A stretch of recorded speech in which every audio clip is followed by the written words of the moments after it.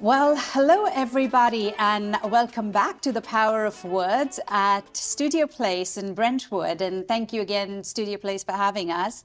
I have with me today someone that I connected with, I want to say, about 6 years ago, 7 years ago. She was a young girl that came to LA with a vision and a dream, and she came in from New York at the time. And we were on a panel together. And we started something really fascinating, and I can't believe that her vision has actually come alive. So meet Brianna Thompson. Brianna, welcome. Thank you. And wonderful to have you here. Thank It makes me so happy to see you in LA and to see that you've moved to LA. You came in single and now you're with an entire family. Now I'm married with 2 children, so time has passed.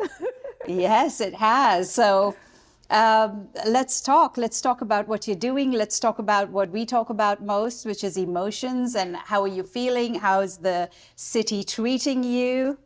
I am feeling excited. I feel that there's truly power in speaking what you want in this life and letting it be known to others, right? Like, that is such a vulnerable thing to do, but it's something that has allowed me to manifest some of my biggest dreams. To your point, I came here years ago saying, I'm going to open a studio in LA. And you were gracious enough to let me use your space at the time. We did a pop-up. And here we are all of these years later. And my vision is coming to life. The things that I've been speaking for so long are happening in real time. And so another emotion that I honestly feel is overwhelmed, because in manifesting your goals and manifesting your dreams, there's still the work that comes alongside it. But excited, I'm ready and excited, but I would be remiss if I pretended that every emotion I feel is just on the up and up. There are moments that I'm like, what have I gotten myself into? Can I do this? Am I ready? There's so much going on. I do have 2 children, husband, all of the other roles outside of entrepreneurship, and wow. And I have to say, hard work is no new journey to you. When you say you came to LA and did a pop-up, I mean, of course, we had this beautiful store on Robertson, converted the store for 3 days a week, Friday, Saturday, and Sunday, into a spin studio. But iconic. Not just that, you flew in every weekend from New York to be at this spin class for 3 days, girl. I'm so happy to have an outside perspective of what that was like, because when you're in it, I didn't realize the gravity of what I was doing. It was kind of like, I have to do this. I'm making my dream come true. Like, I work 9 to 5, longer hours, but I work my corporate career every day. And then I'm getting on a flight to Los Angeles. I'm teaching every class, flying back to New York. And in it, I was just kind of in it. I didn't think about what I was doing. And so to hear you say out loud, girl, wow.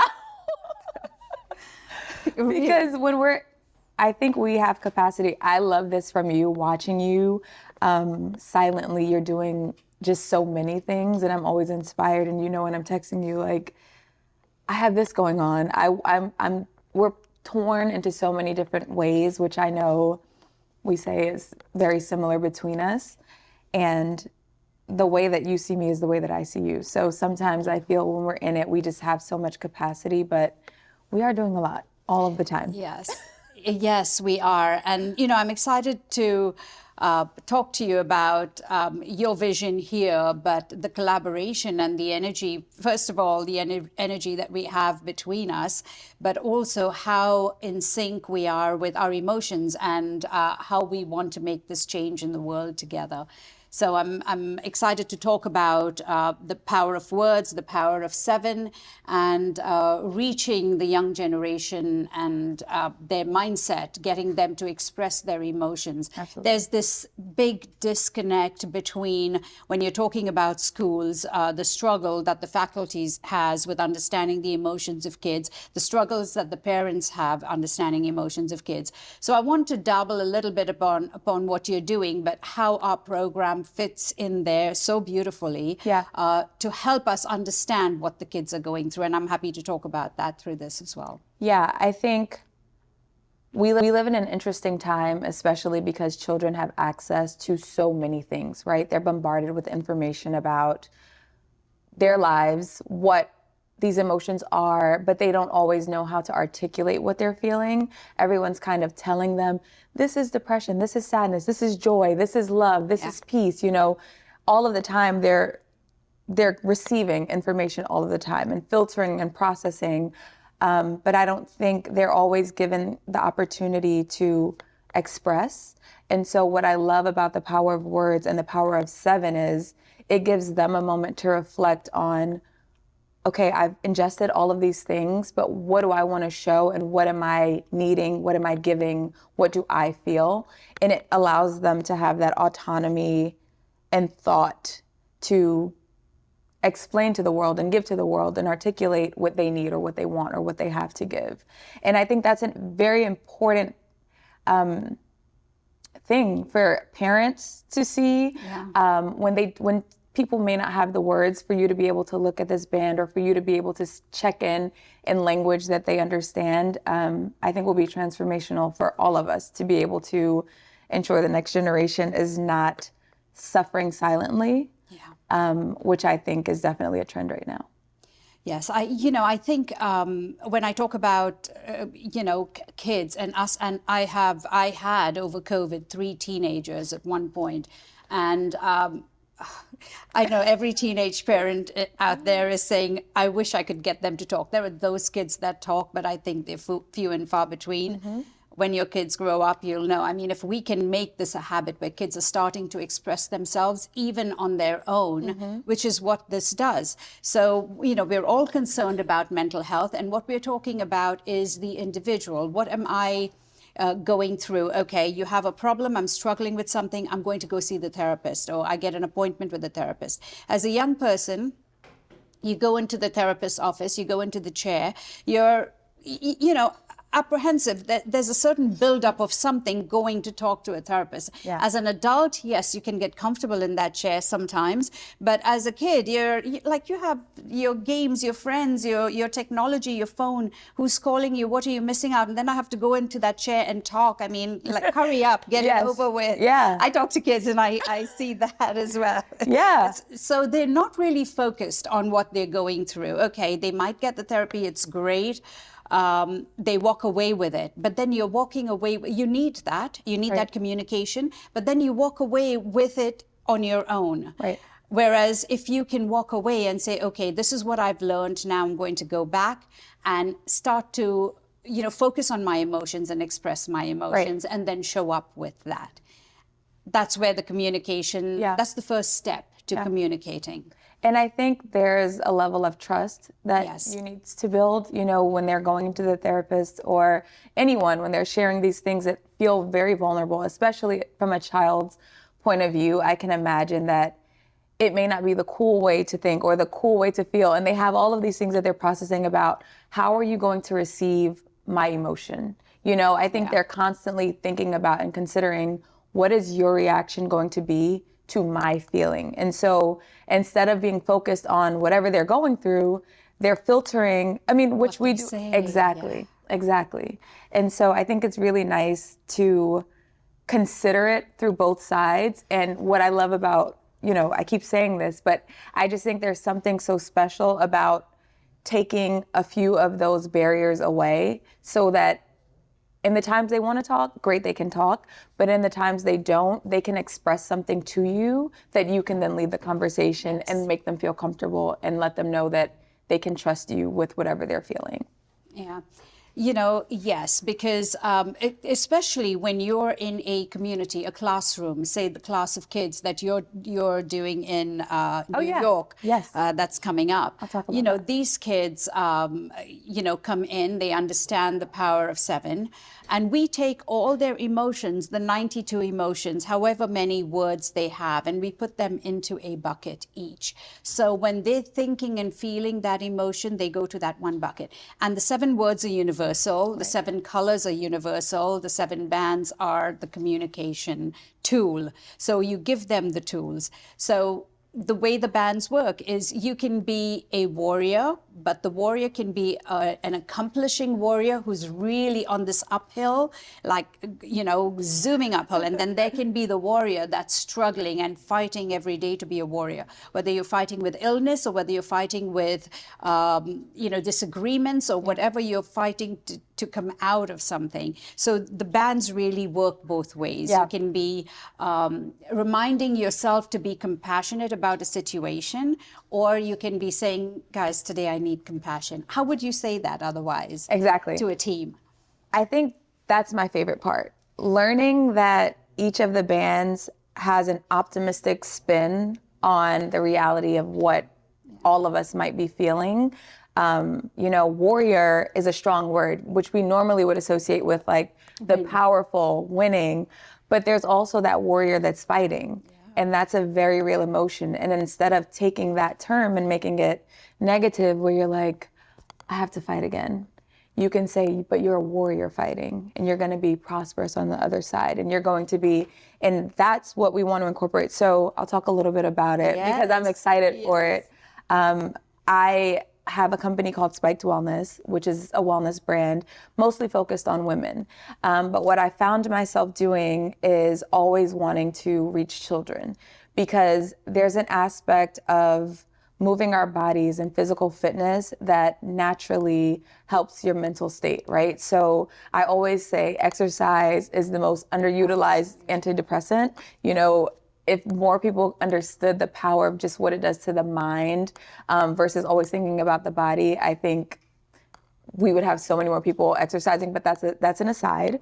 So we launched the Spiked Foundation, and the Spiked Foundation is specifically for children 13 to 18, thinking about mental, physical, financial, emotional, relational well-being. So we're thinking about these children and trying to say, okay, what do they need, and how can we fill the gap, and how can we do it in a way that's tangible? So partnering with the power of seven and the power of words is important, because now we are giving them this tool that they can understand. It's broken down for them at a level that's not so highbrow. They can literally wear these bands and they can express to us, hey, I need this, or I'm giving this. The compassion band I love, because while yes, we always want them to be giving compassion, these children need it. Compassion. They need it, and they may not know how to say, hi, Miss Brianna, I really need compassion today. Yeah. I'm really struggling. I'm really fighting. I'm a warrior today. I'm dealing with things in my home that I may not want to share with you. I'm dealing with things at school that I may not want to share with you. But I can say, but you're a warrior. And being able to pour that into them and remind them of who they are, it just literally is giving me goosebumps, because that is what the work that this world needs, right? We need to remind them who they are in a way that resonates with where they are. So, and also the simplest way, the most simple way to communicate. I talked to the head of Education Alliance in India, and one of the things he said to me is like, how come nobody has come up with this concept? It's so simple and so impactful, because we're thinking about everything new. We're thinking about AI and ChatGPT and technology. What's really powerful, Brie, about what you're doing with the age group of kids, some of the kids that I work with and some of what I see happening at schools, just because I'm so immersed in this, that is such a perfect age for kids to watch out for each other. Right. So when we launch outside of this program, I have within the Power of Seven, I have about 7 universities that are kids within the universities that are rolling out the program. But with schools, that is such an impressionable age. Those are the kids that can actually tell the kids that are falling, falling out of the group, falling out of that tribe, or falling out of that team. Before the teachers see it through academics, parents see it. I mean, it's sad, but everything that you invest in your children, you're the last to see, because they don't spend the entire day with you. They're gone, right? They're in school, they're on the playground, and then they come home for dinner. And how much can you catch up? You're not really seeing, you see what they want to show you. And what we do with the group, with the kids, when we work between the ages of 12 to 15 and 16, is when you can actually build their emotional intelligence, but also build them as guardians for each other. So within each group, we pick a guardian of emotions. And these kids are able to see kids start to isolate themselves when whether it's substance or whatever's happening. If they're trained and have these tools and these skills to recognize the emotions of their community, they can pull back. And then we're not clinical, but we have the clinical help that can come in and say, okay, how can we handle this? But the communication has to start there.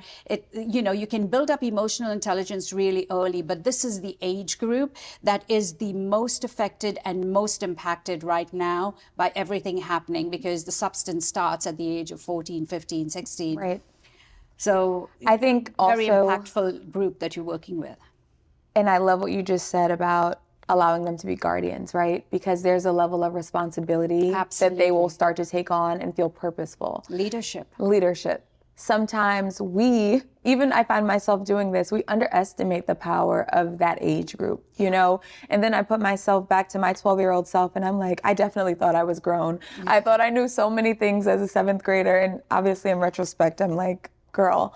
But at the time, they're confident in who they are. They're confident in their feelings. They feel things very strongly. Their sadness is like the end of the world. Their happiness is the joy of the world, because they have such a limited scope, which is the beautiful part of childhood, but the dangerous part of childhood, because they don't know. I thought the boyfriend that I had at 14, or the boy that I liked at 14, was going to be my husband. And I don't even know where he is today. And I just think these are the times, to your point, that we need to get in there and remind them, you do have this responsibility. You are a leader. You can help the collective group of your peers and your friends. And if you're the one of the 3 of you that says, okay, girls, we need compassion, or, the guy that's like, all right, team, let's do this, or whatever those environments are, I just think it's wonderful to simplify it, to make it tangible for them to say, I get this. It's not AI. It's not, some crazy thought. It's just like, I understand this is what I'm feeling. Here's something that I can tangibly take with me, bring with me. And you can even send a nod to a friend, okay, bro, today we're doing this. Okay. And I think that is what I love most about it. It's, to your point, the simplicity, but the impact. Why didn't anyone think of this? That's how I feel. Why didn't anyone think of this? But you did. So well, I'm glad that we can come together, and the collaboration that can happen with so many organizations. I just came from an amazing meeting, and talking about us doing things together. When we come together, we make a bigger difference, make a bigger impact, and it's there's no competition. We just bring different skills and different things together.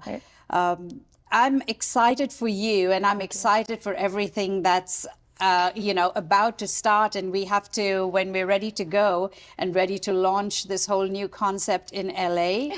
I can't wait to be the first to attend, launch it. We'll do a Power of 7 spin. Yes. Very exciting. Yes, we will. With all the 7 words with our warriors. It's going to be amazing. Yeah. And remember that we did have a queue outside the last time. I know. I think we talked obviously today a lot about the youth, but this is powerful at any age. It's powerful for every person, right? It is. Everyone is bombarded with so many things. I started out the conversation saying, I'm excited, but I'm overwhelmed. Yeah. And I think that's something that any person can relate to, especially if you're a parent, especially if you're a mom.